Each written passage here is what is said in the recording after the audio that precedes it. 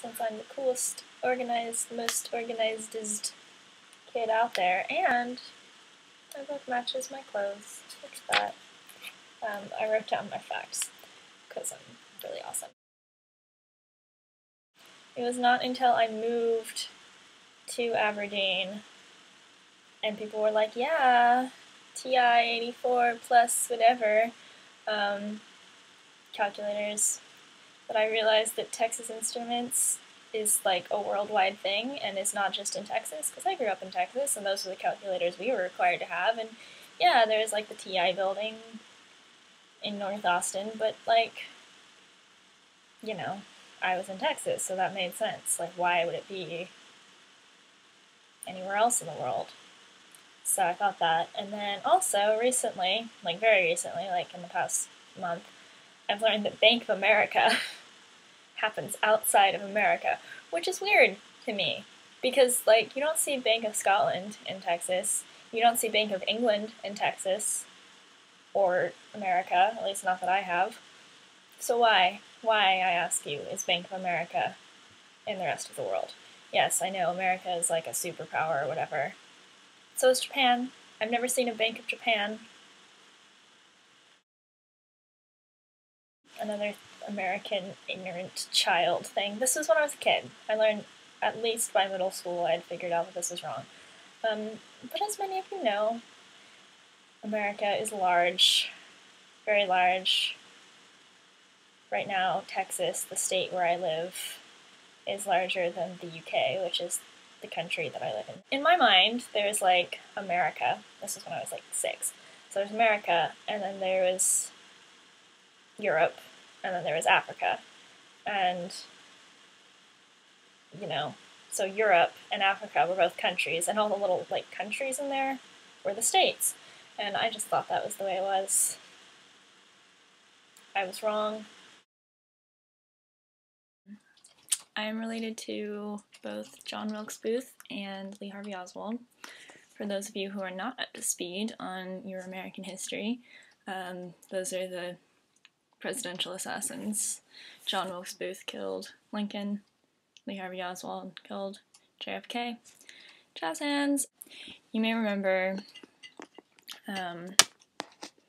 learning about all these weird connections between the two assassinations, or if you've just been on the internet, because I've seen it going about a bunch. I think it's really cool. They have loads of really freaky connections. You should definitely look it up if you haven't seen it. But they never list me, and I'm the missing piece. But it's my marriage, so don't worry, because it's not in my genetics.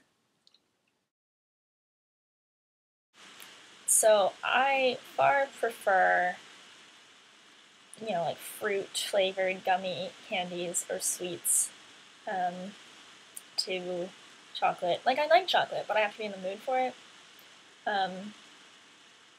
You know, now that I'm like a uni student, I feel like I'm always in the mood for it, but not really. Like, you know, I can have chocolate sitting in my room and it can be there for like weeks and I won't eat it until like one day I'm like, I'm feeling gross, it's time for chocolate. And then I'll eat it, but like, you know, like Starbursts or like gummy bears or whatever, those things are my drug. Your love is my drug. You know, there's like this idea that like women are supposed to love chocolate and it's like the food of love and everything, so I feel like for most of my life I just sort of like pretended that I liked it way more than I actually did. Like, yeah, chocolate, and then I'd be like, but can I like for reals just like have that, you know, Sour Patch Kid, because that looks so much better.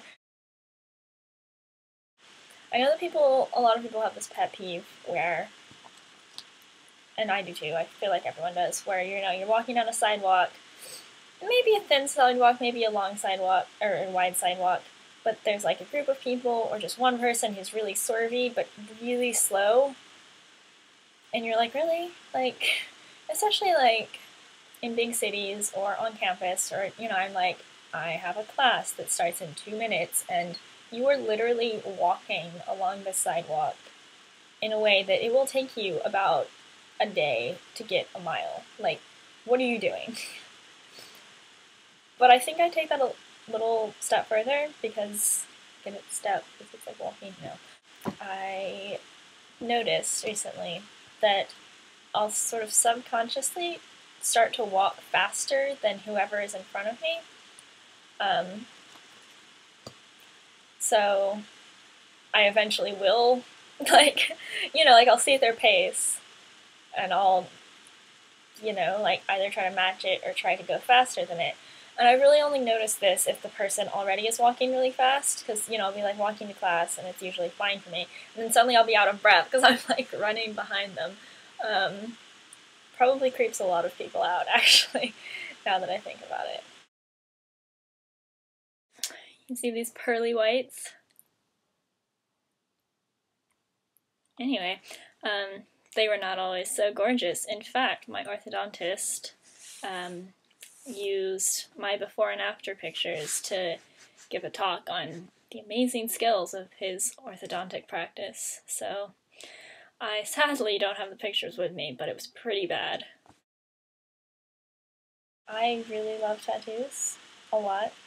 I love people's tattoos. I see people with tattoos and I just like want to know what the inspiration for it was, even if there wasn't any, like even if they're just like, this is cool art and I like it, I'm like, good, I respect that. Like I like to know. But I don't have any tattoos yet.